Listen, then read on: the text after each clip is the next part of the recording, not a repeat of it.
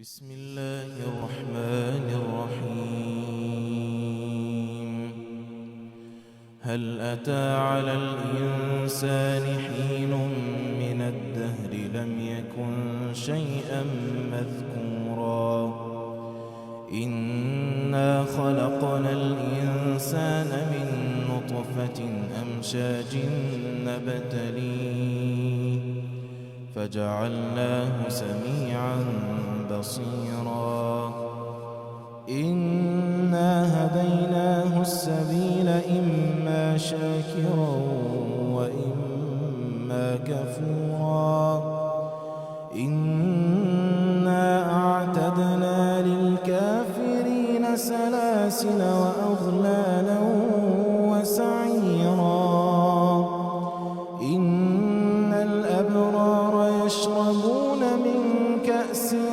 كان مزاجها كافورا عينا يشرب بها عباد الله يفجرونها تفجيرا يوفون بالنذر ويخافون يوما كان شره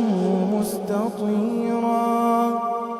ويطعمون الطعام على حبه مسكينا ويتيما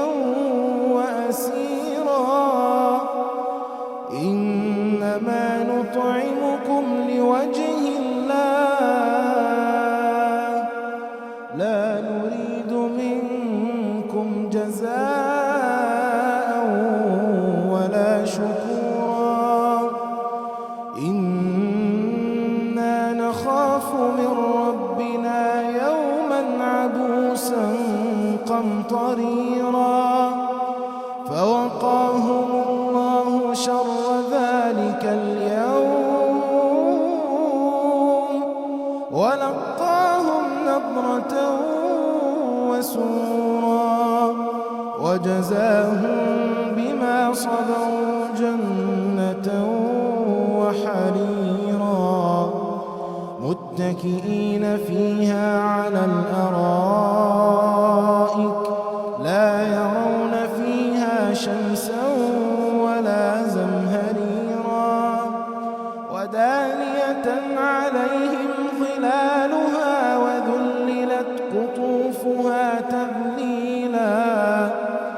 ويطاف عليهم بآنية من فضة وأكواب كانت قوارير من فضة قدروها تقديرا ويسقون فيها كأسا كان مزاجها زنجبيلا عينا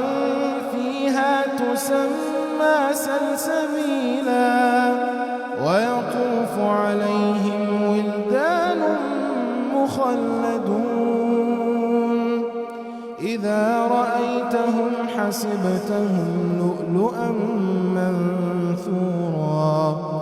وإذا رأيت ثم رأيت نعيما وملكا كبيرا عاليهم ثياب سندس خضر واستبرق وحلوا أساور من فضة وسقاهم ربهم شرابا طهورا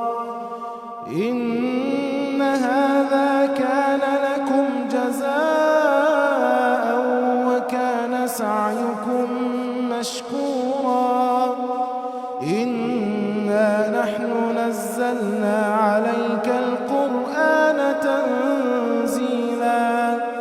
فاصبر لحكم ربك ولا تطع منهم آثما أو كفورا واذكر اسم ربك بكرة وأصيلا ومن الليل فاسجد له وسبحه ليلا طويلا إن هؤلاء يحبون العاجلة ويذرون